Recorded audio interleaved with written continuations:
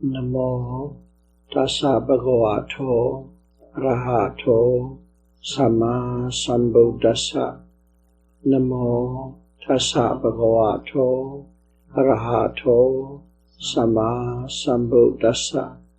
Namo tassa bhagavato arahato samma sambuddhassa.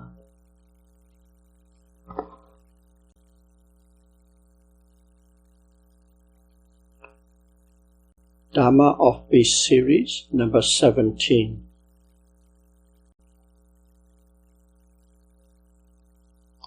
Liberation guaranteed. Apanaka Patipada.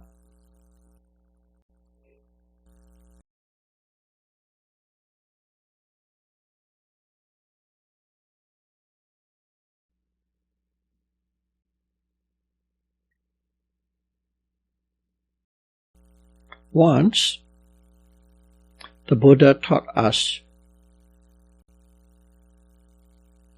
a Dhamma which guarantees liberation from suffering.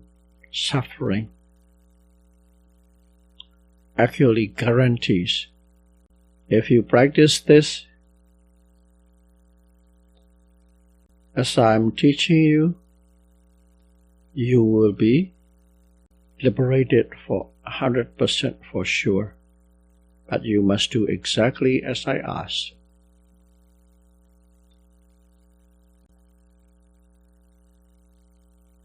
Of course, as everything, you always need a mature and balanced 5 controlling mental faculties. Indriya Samvara. Mature and balanced 5 controlling mental faculties. They are, in Pali, Saddha, Viriya, Sati, Samadhi, Panya. Verifiable faith and confidence, ardent effort, continuous mindfulness or observation, mental concentration, specifically momentary mental concentration, and wisdom.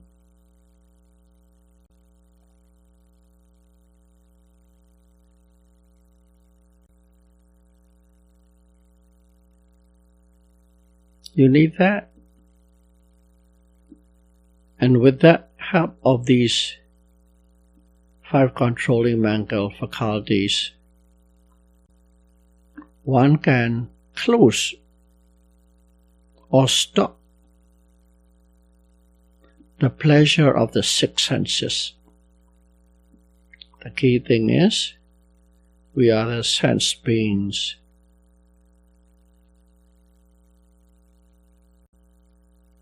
The pleasure of the form, the pleasure of the sound, the pleasure of the smell, the pleasure of the taste, the pleasure of touch and thoughts. We can close them, we can shut them down. Of course, we need a mature and balanced 5 controlling mental faculties. You can shut down all those 6 senses, even with the fixed concentration meditation, fixed meditation. If one can practice and attain to the state of jhana, all those stop. There's no more 6 sense pleasure in one who is in a state of jhana. But when they come out of jhana, they are back to square one. They all enjoy the six senses again. So only temporarily it stopped.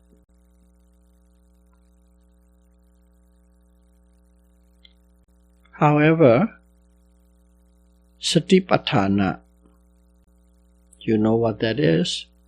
Constant observation of physical and mental objects from moment to moment to moment without having a break or a gap. That would permanently eliminate or uproot all the six sense pleasures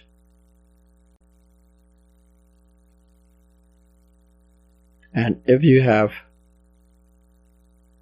stopped it, that means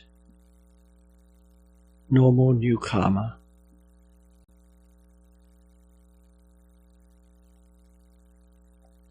And also, if one try to analyze and see it, this method, stopping all these six senses with constant observation from moment to moment, is fully endowed with the Noble Eightfold Path. And we all know, once you possess the Noble Eightfold Path, it uprooted, extinguished all mental defilements and the attainment of Nibbana, the end of all suffering.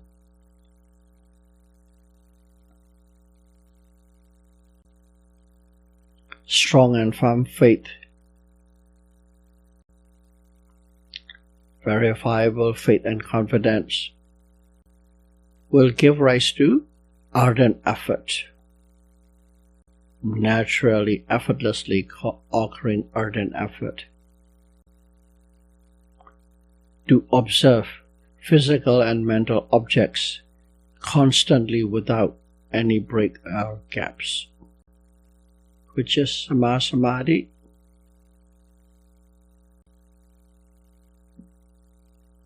Then the concentration, specifically momentary concentration, becomes powerful enough to see the true nature of mind and matter clearly, sharply, and precisely. And that will give rise to wisdom, pinya, one after the other.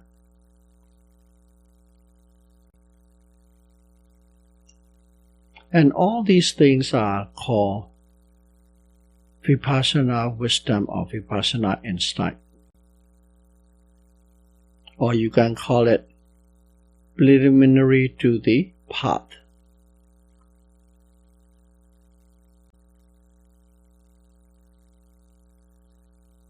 Now, what Buddha wants his monks or us to do is every day observed, without break up, without any gap, except sleep, of course. When you see, seeing. When you hear, hearing. When you smell, smelling. Tasting, touching, and thinking. When you say seeing me,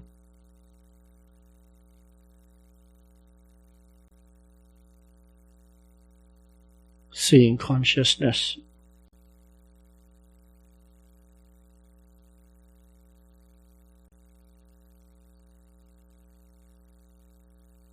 And the other one is called Ariya Megha, the path of an Ariya, noble path wisdom.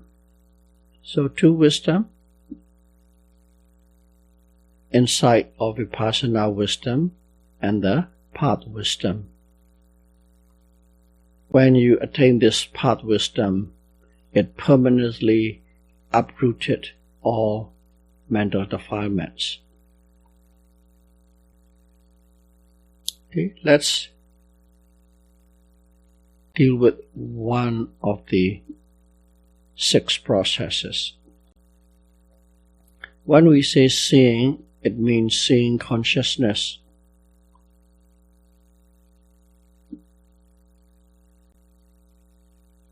Seeing consciousness means it consists of 1, consciousness, 2, form, the external material object outside your body, and then the eye, the retina itself, which is the internal materiality. The eye, or you can call it eye door. When the external form strikes the eye door and the consciousness is aware of it,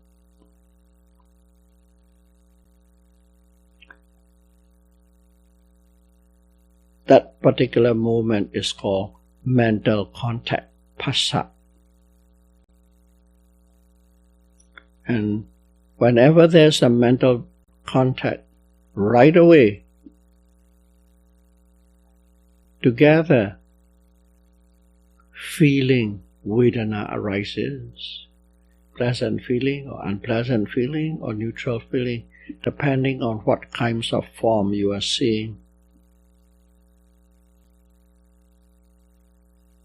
A beautiful rose, beautiful clear sky give pleasant feeling.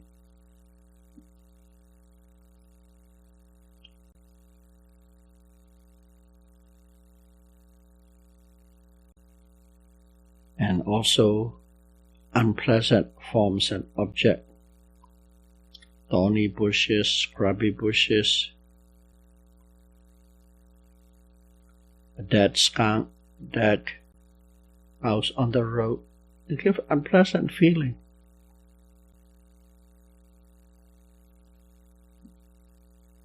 And if one is not observing mindfully,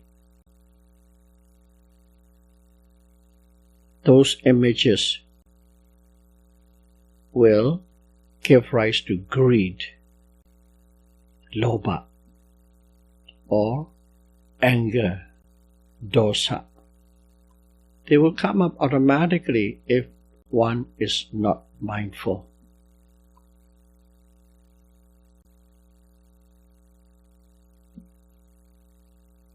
And in fact, if you dig a little deeper, these greed and anger arises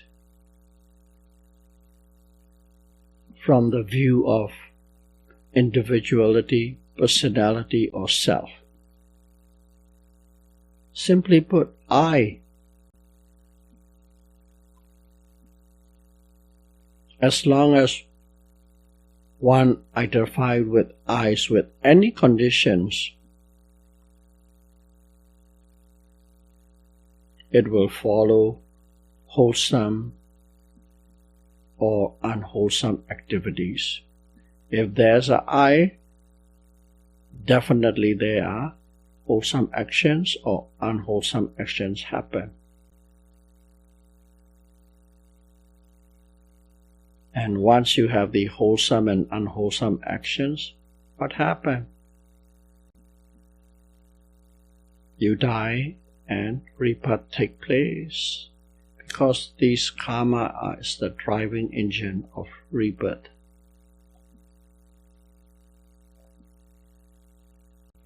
It promotes, the I promotes rounds of rebirth or samsara, never-ending rebirth.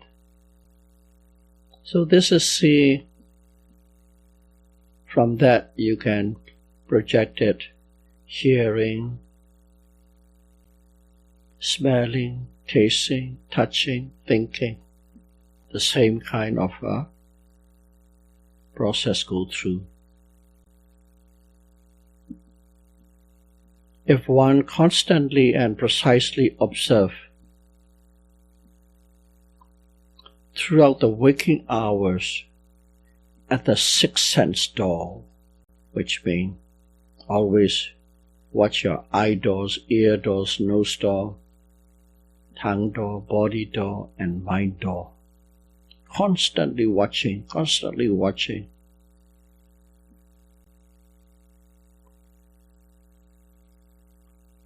This I or self or individual have no chance to arise. They do not have any chance to arise. I, self, individual, has no chance to arise because you're always in the process.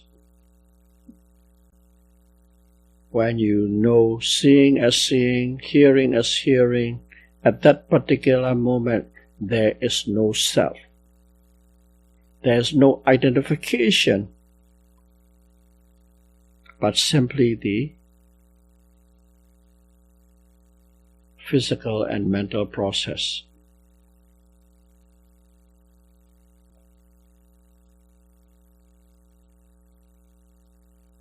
Only when one can experience the physical and mental process or phenomenon only without any identification.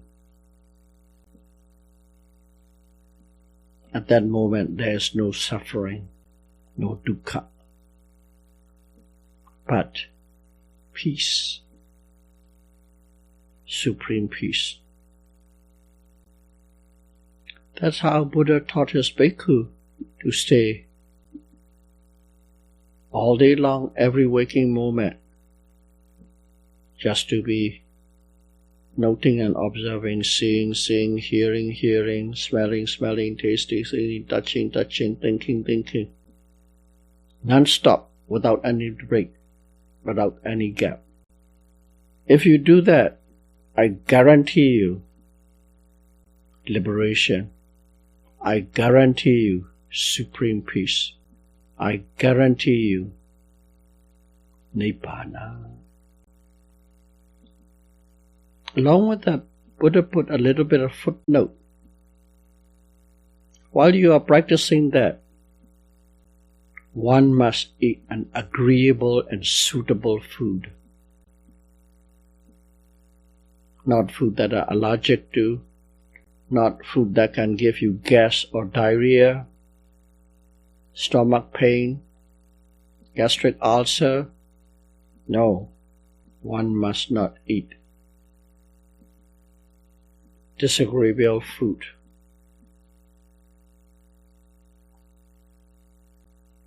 But suitable food.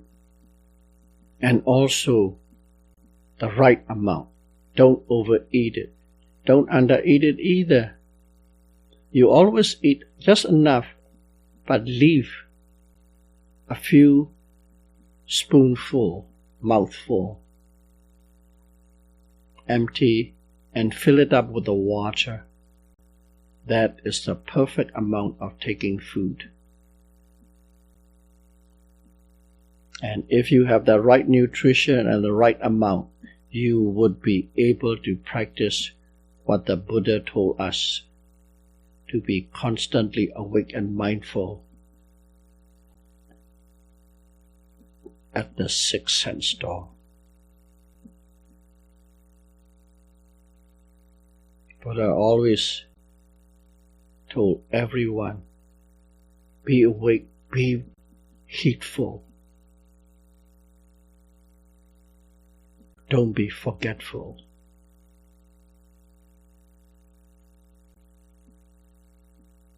And if one can constantly observe at the sixth sense door by practicing mindfulness insight meditation with the six senses,